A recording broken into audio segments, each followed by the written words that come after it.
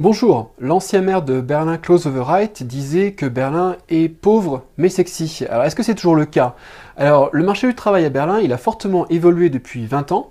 Actuellement on a un taux de chômage à Berlin qui est de 10,4%, c'est plus élevé que la moyenne nationale qui est de 6,4% en Allemagne, mais il y a une forte augmentation du nombre de postes qui ont été créés ces 20 dernières années. Alors en 2014, à titre d'exemple, on a eu 34 000 créations de postes à Berlin. Ce qui n'était jamais vu. Le Sénat allemand prévoit d'ailleurs qu'en 2015, on devrait avoir une création de 30 à 40 000 postes. Malgré tout, il y a quand même certains bémols à tout ça, à savoir qu'un poste d'actif sur 4 en Allemagne, à Berlin plus particulièrement, est un emploi précaire. Les niveaux des salaires sont quand même plus bas qu'à l'ouest de l'Allemagne. Est-ce qu'il y a des secteurs qui boostent plus particulièrement à Berlin?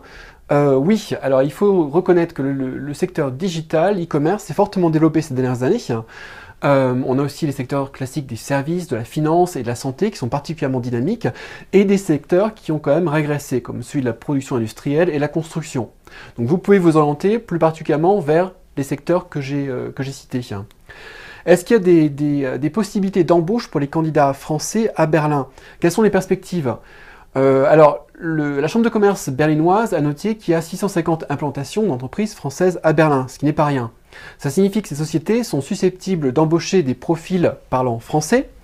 Également, nous avons mis en place sur Connexion Emploi une liste d'entreprises françaises ou d'entreprises allemandes en lien avec la France qui recrutent régulièrement des profils de français. Donc allez la consulter, ça vous donnera peut-être des idées pour envoyer votre candidature libre.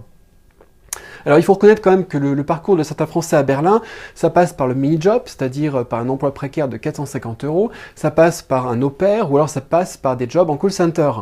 Ce ne sont pas forcément des jobs qui sont bien rémunérés, parce que quels sont les freins finalement pour les Français qui rêvent de l'illusion berlinoise? C'est le principal obstacle, c'est celui de la langue, à savoir que de nombreux candidats ne parlent pas suffisamment bien allemand, et donc ils vont être confrontés, s'ils postulent à des jobs où il faut uniquement parler anglais dans les startups, ou alors éventuellement parler français, à une forte concurrence pour décrocher un emploi. Donc il n'y a qu'en passant finalement par de l'emploi précaire parfois, qu'on a le temps en fait de s'intégrer à Berlin, d'augmenter son niveau d'allemand et de prétendre au bout d'un an à des postes plus élevés, avec une meilleure rémunération. Parce que la rémunération à Berlin aussi, ça peut être un obstacle. Quand vous êtes un candidat français, vous connaissez grosso modo le salaire annuel brut d'un candidat pour votre poste en France, et vous avez du mal à vous projeter sur les salaires nets, les salaires allemands, plus particulièrement à Berlin. Puisque les salaires berlinois sont en général 20% plus bas qu'à l'ouest de l'Allemagne. À quoi ça tient? Ça tient surtout au fait que l'industrie, elle était surtout présente en fait dans l'ouest de l'Allemagne. On a toujours eu des salaires plus faibles à Berlin. Alors c'est pour ça qu'il est important pour vous de passer d'abord par une estimation de salaire net, donc passez par nos services, c'est gratuit, c'est Monsieur Deret qui vous fera une estimation suivant votre parcours, de façon à ce que quand vous postuliez, vous n'ayez pas des prétentions salariales trop élevées, parce que sinon votre candidature elle va arriver à la poubelle.